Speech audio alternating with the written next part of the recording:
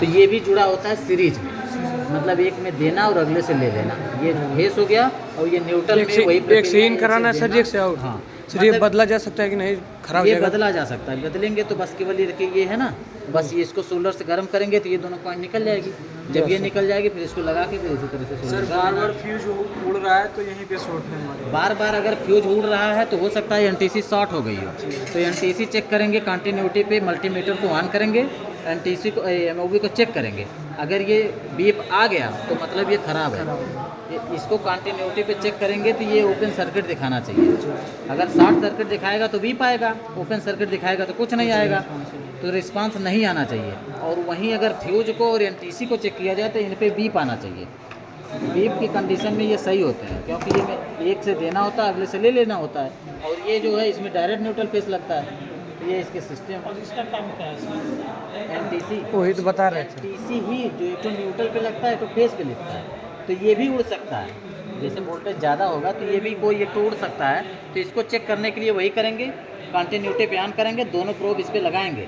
अगर बीप आ रहा है तो ये सही है, बीप नहीं आ रहा है तो ये ख़राब है। और एमओवी जो है इसमें बीप नहीं आना चाहिए, अगर बीप इसमें आ रहा है तो ये ख़राब है।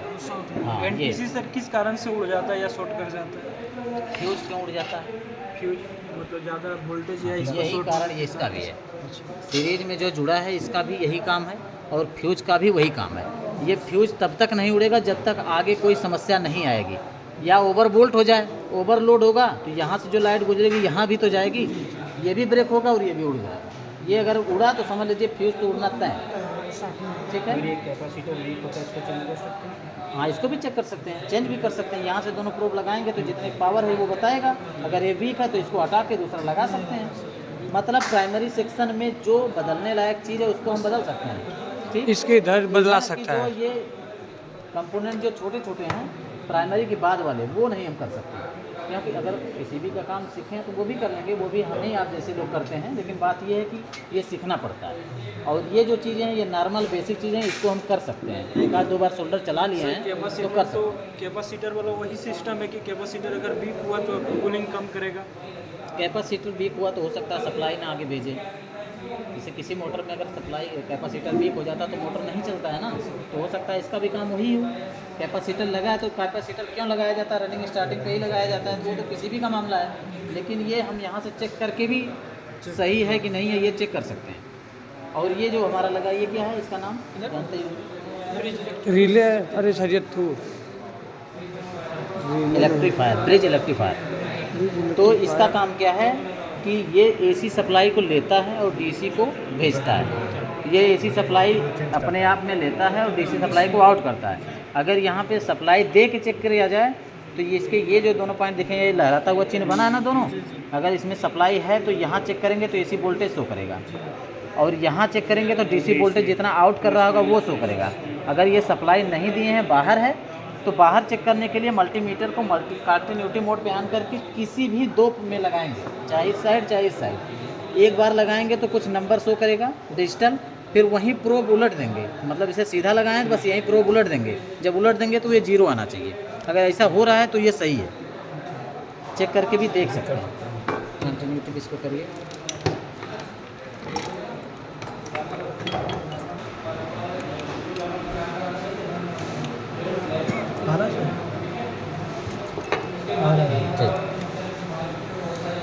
किसी दो प्रोब पे लगाइए, एक साइड कुछ नंबर आ रहा है दिख रहा है ना, अब प्रोब पलट के लगाइए उसी पे सर, उसी पे ओपन सर्किट दिखा रहा है ना। अगर ऐसा हो रहा है तो ये सही है। ठीक, यहाँ से आप कैपेसिटर भी चेक कर सकते हैं। नो रिस्पांस आना चाहिए, जीरो नहीं आना चाहिए। हाँ, मतलब जैसे ये ओपन सर्किट एक साइड दिखा रहा है, एक साइड करने पे इसमें कुछ नंबर शो कर रहा है, और ये कैपेसिटर का चिन्ह है ना जी। तो यहाँ पे कैपेसिटर मोड पे ऑन करके और इसको चेक किया जाए नीचे से तो यहाँ कुछ पावर बतानी चाहिए, वो भी बताएगा। स्क्रीन देखिए जाएगी, एक बार हिल गया ग्रुप, बढ़िया से लगाइए। हिलावट कैसे होगा? नहीं, एक बार ऐसे लगाइए, ऐसे बगल से सटाओ। बगल से लगाएंगे तो हिलेगा नहीं।